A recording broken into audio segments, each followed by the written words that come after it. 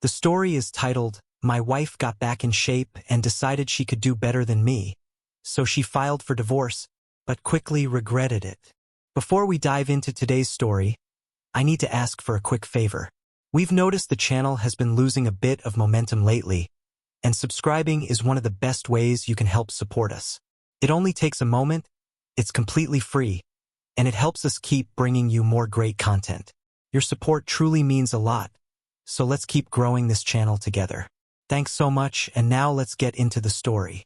Hey everyone, Dave here, and trust me when I say my life turned into a complete mess not too long ago. I'm 34 years old, just a regular warehouse manager living in Columbus.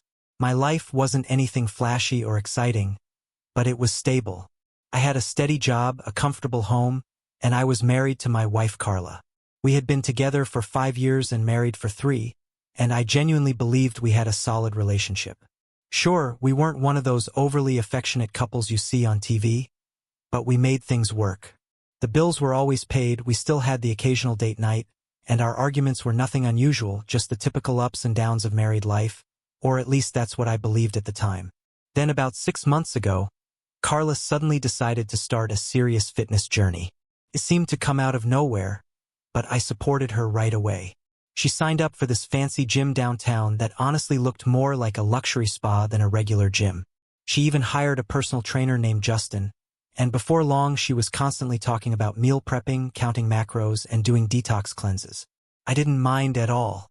In fact, I encouraged her because everyone deserves to feel confident and healthy, right?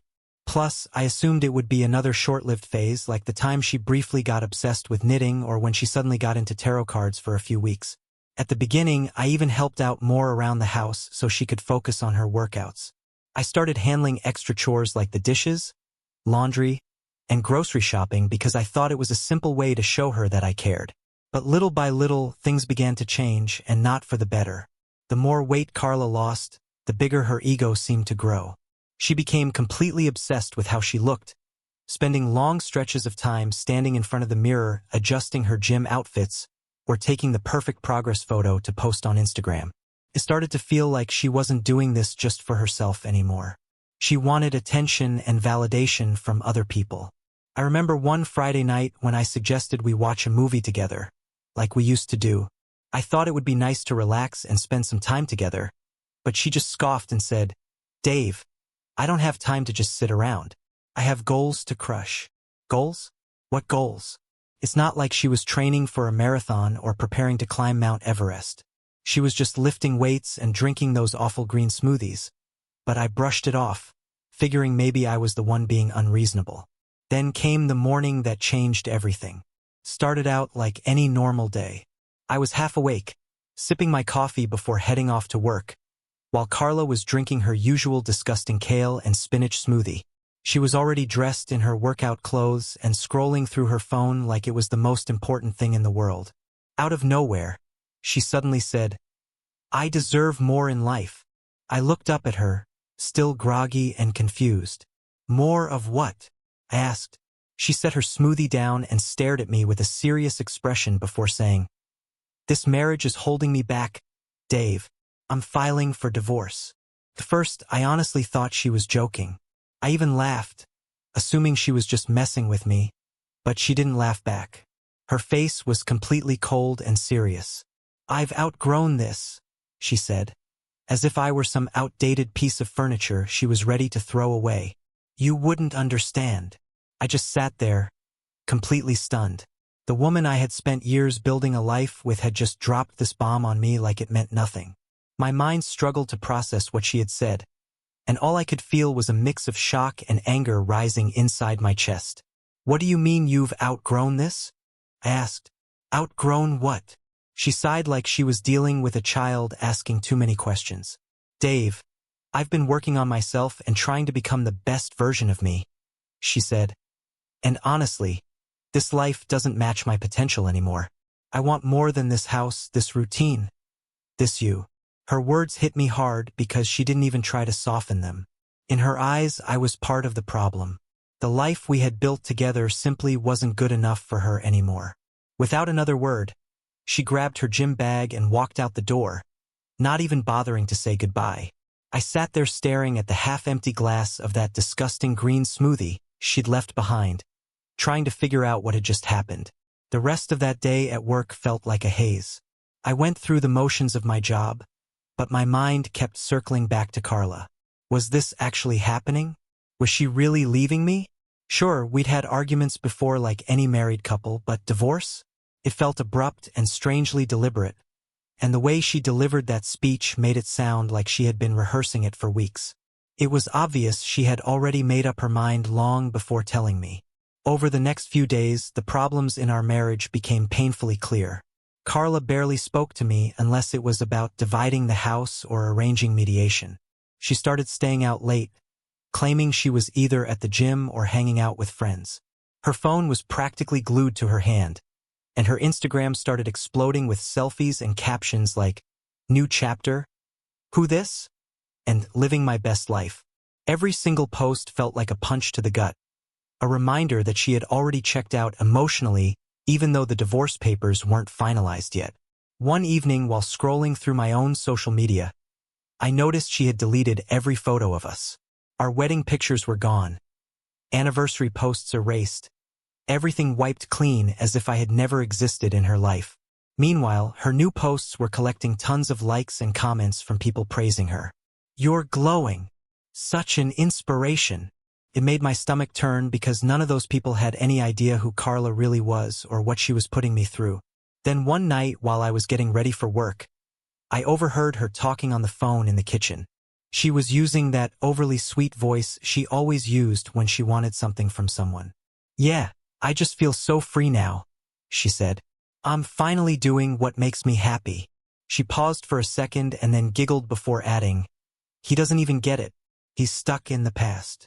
That was the moment everything really sank in. Carla wasn't just leaving me. She was reinventing herself, and I was the baggage she was eager to cut loose. But here's the thing, I'm not the kind of guy who just sits back and lets people walk all over him. She clearly thought she could bulldoze her way out of the marriage and leave me with nothing, but she was about to get a rude awakening. This whole situation was only getting started, and if Carla wanted a fight, she was going to get one. And believe me, things got even worse.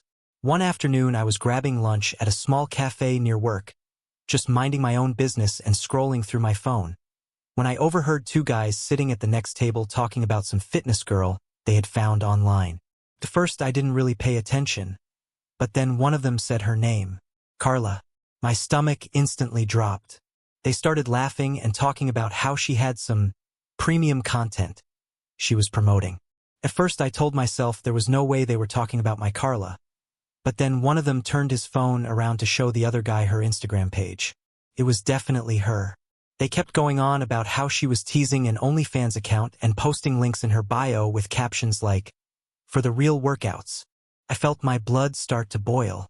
This wasn't just a fitness journey anymore. She was turning herself into a full-blown thirst trap online to make money.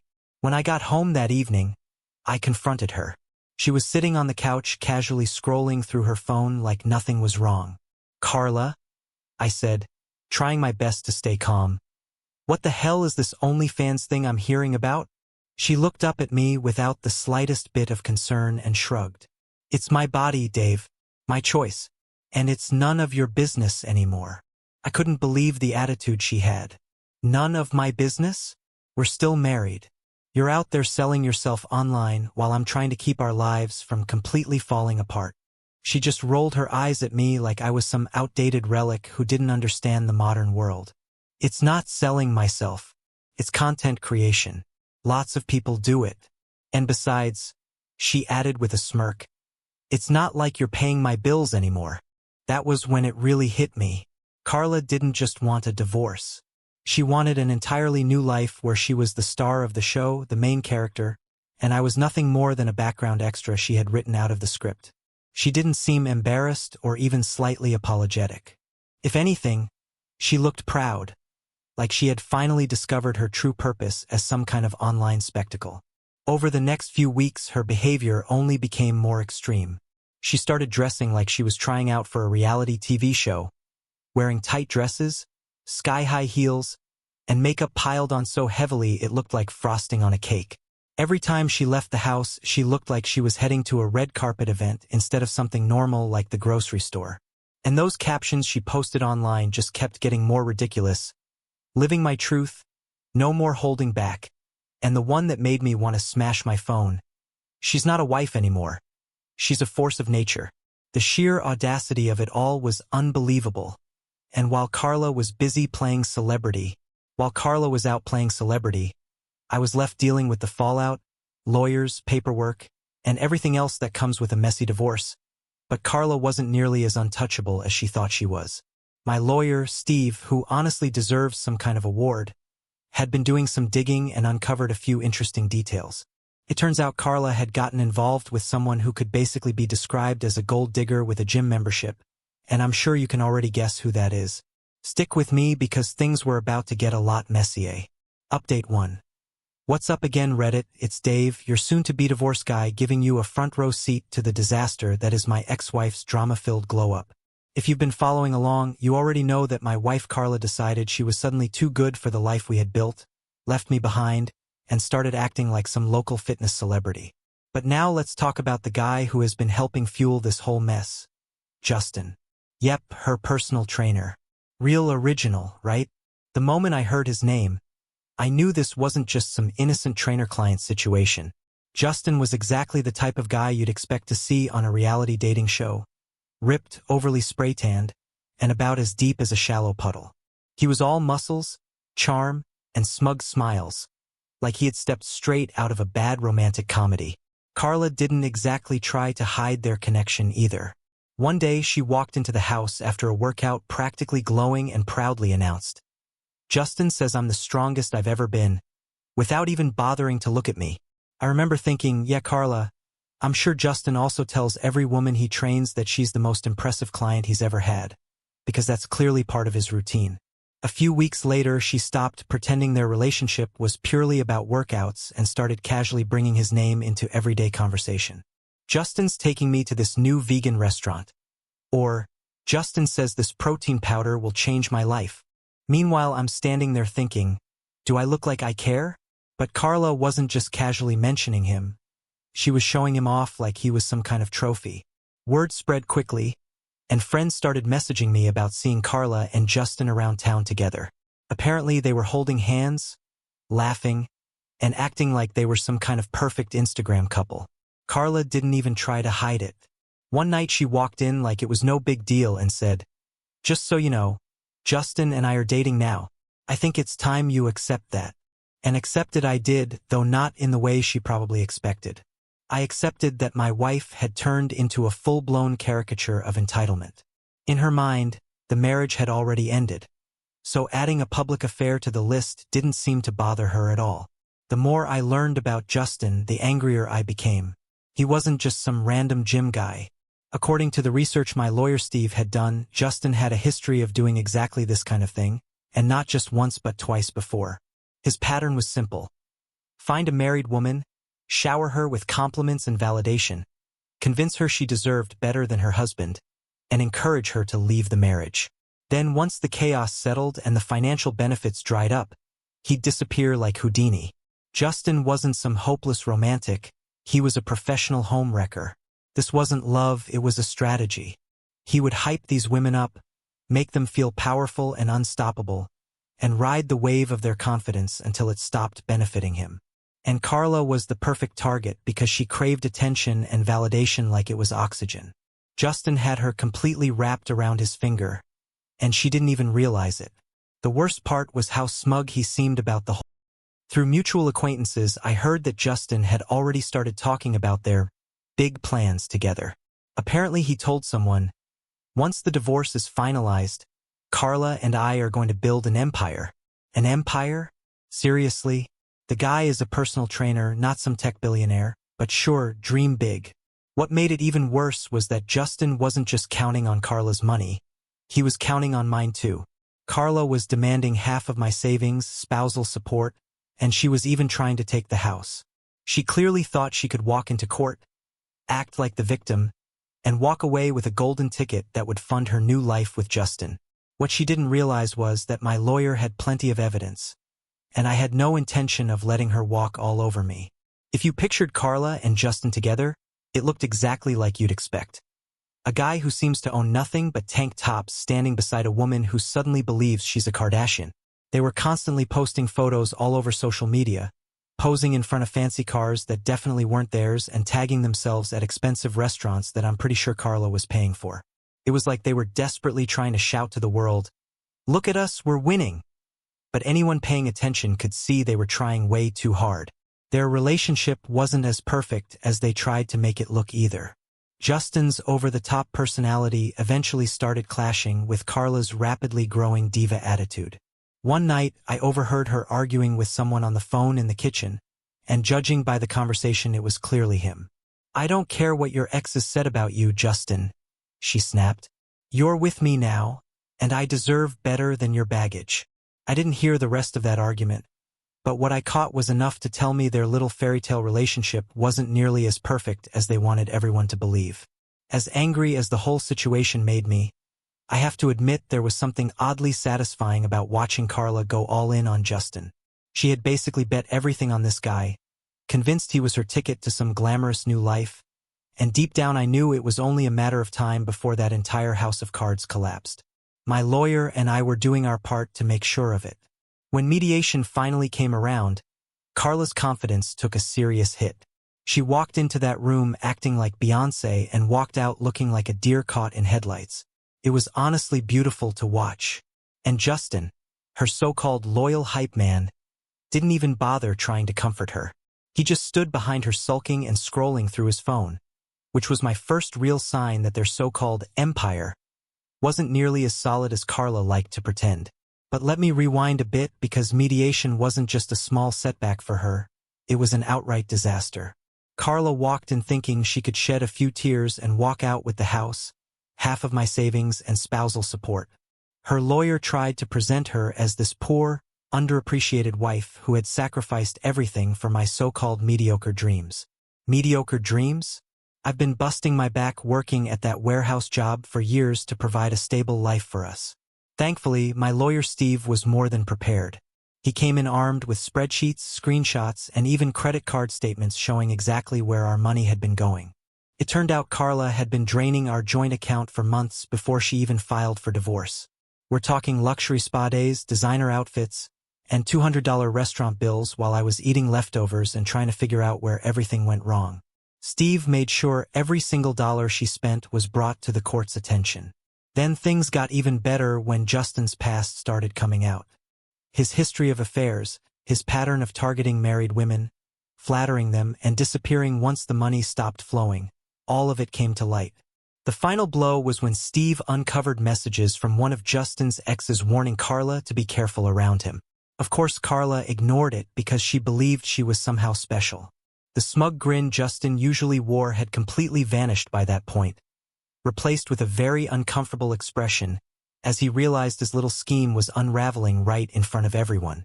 Carla tried to defend him, insisting that Justin wasn't like that anymore, but the evidence stacked against them was impossible to ignore.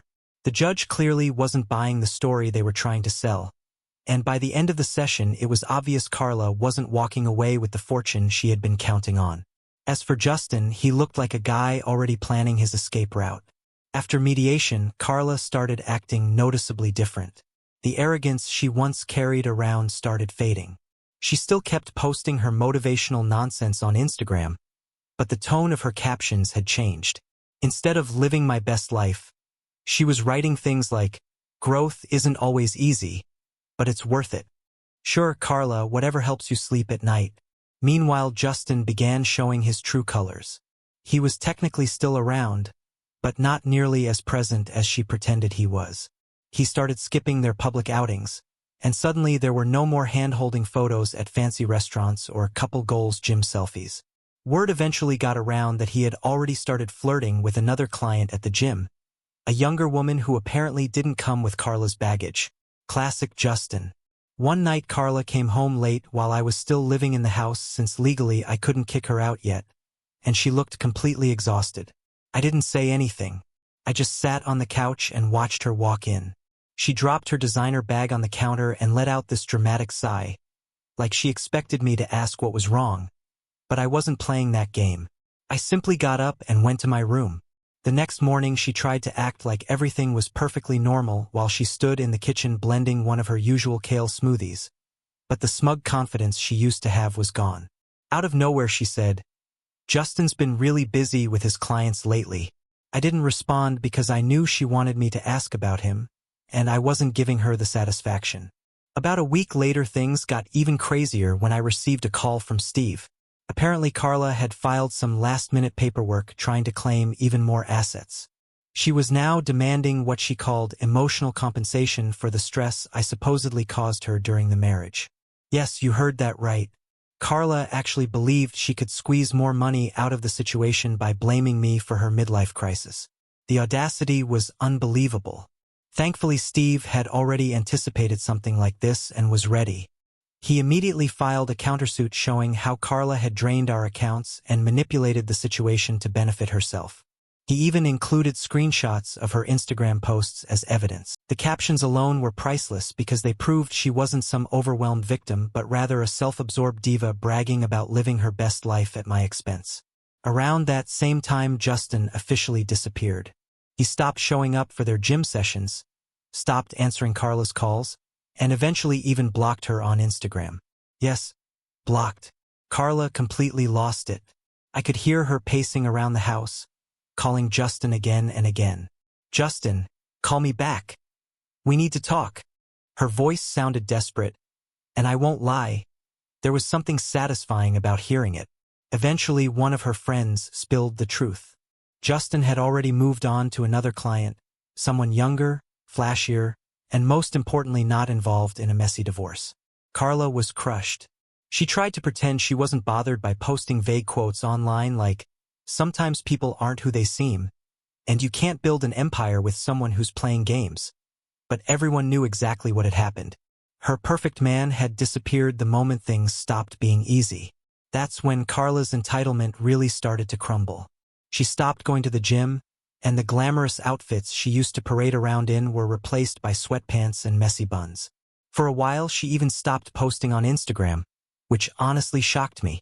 It was like her entire identity had been tied to Justin and the fantasy life she imagined with him, and once he vanished, she had no idea who she was anymore. One evening, she approached me while I was sitting in the living room. "Dave," she said from the doorway, "I think we need to reevaluate everything. This divorce, it's been hard on both of us." I looked at her, waiting for the punchline. "What exactly are you getting at, Carla?" She let out a dramatic sigh like she was somehow the victim. "Maybe we rushed into this. We had good times, didn't we?" I almost laughed out loud. "Carla, you're the one who filed for divorce. You told me I was holding you back. Remember? And now that Justin's gone, you're suddenly having second thoughts." The nerve of it was unbelievable. She tried to play the sympathy angle, talking about how lonely she felt and how much she had sacrificed for the marriage, but I wasn't buying any of it. "Carla," I said, cutting her off, "you made your bed. Now lie in it." Her fantasy world was collapsing on its own, and I didn't have to do anything to make it happen. Karma was handling the job just fine. That's where things stood for the moment, and I told Reddit I'd return with another update after the final court decision because the ending was shaping up to be something you wouldn't want to miss. Update 2. Hey Reddit, Dave here again. If you've stuck with me this long, you're about to hear the grand finale of this whole disaster. As you know, my soon-to-be ex-wife Carla thought she could march into court, take half of everything I owned, and ride off into the sunset with Justin, her personal trainer. But karma had other plans, and now we were entering the final round. Let me walk you through how things unfolded in the courtroom and why Carla probably regrets ever stepping into it. When the court date finally arrived, Carla walked in looking nothing like the confident diva I had grown used to. There was no designer blazer, no smug expression, just her and her lawyer looking about as confident as two students walking into detention. She must have sensed things weren't going to go her way because the entire atmosphere around her felt different, and honestly I enjoyed every second of it. On my side of the room sat Steve, my lawyer, holding a binder so thick it could have doubled as a doorstop. By then I wasn't nervous anymore. I had nothing left to lose. Carla had already thrown every punch she had, and I was still standing. That day wasn't just about surviving the divorce. it was about making sure I walked away with the win. Her lawyer began by presenting the emotional compensation claim I mentioned earlier, trying to portray Carla as a long-suffering wife who had been emotionally drained by my supposed lack of support for her personal growth. According to them, my failure to support her fitness journey, which we all know really meant her affair with Justin, was a form of neglect. Steve let her lawyer talk for a while, giving them plenty of time to dig themselves deeper into their own hole. Then it was our turn. Steve calmly began dismantling their entire argument piece by piece. He presented proof showing that not only had I supported Carla during her fitness phase, I had actually gone above and beyond to help her. He showed records proving I had taken on more household chores, adjusted my work schedule, and encouraged her to pursue her goals. He even read out text messages where I offered to cook healthy meals for her, supported her gym routines, and suggested we attend couple fitness classes together to strengthen our relationship. Then Steve dropped the bomb. Carla's claim for emotional compensation wasn't just weak, it was a blatant attempt to hide her own emotional negligence. He presented emails and messages where Carla openly mocked me to her friends, calling me boring and even referring to me as dead weight. There were screenshots of her bragging about Justin and describing me as nothing more than her backup plan. But the real knockout came when Steve moved on to the financial side of things. He displayed our bank statements showing how Carla had quietly drained thousands of dollars from our joint account to fund her luxury lifestyle. Her lawyer tried to object, but Steve wasn't finished yet. That's when he introduced the final piece of evidence, a journal entry written by Carla that he had managed to subpoena, and inside it, in that journal entry, Carla had written about her so-called master plan to leave me, squeeze as much as she could out of the marriage, and then use the settlement money to fund her new life with Justin. The look on the judge's face when he read it was pure disbelief. The courtroom fell completely silent as he flipped through the pages, his stern expression growing heavier with every line. Carla sat beside her lawyer looking visibly tense, her perfectly polished nails tapping nervously on the table. The confidence she had shown during mediation had completely vanished. Across the room, I sat next to Steve feeling a mix of anticipation and quiet satisfaction, because this was the moment when everything Carla had tried to spin into her version of the story was about to collapse. The judge began by addressing Carla's emotional compensation claim. "Mrs. Patterson," he said calmly but firmly, "your request for emotional compensation lacks any substantial evidence." He paused briefly to let the words sink in before continuing.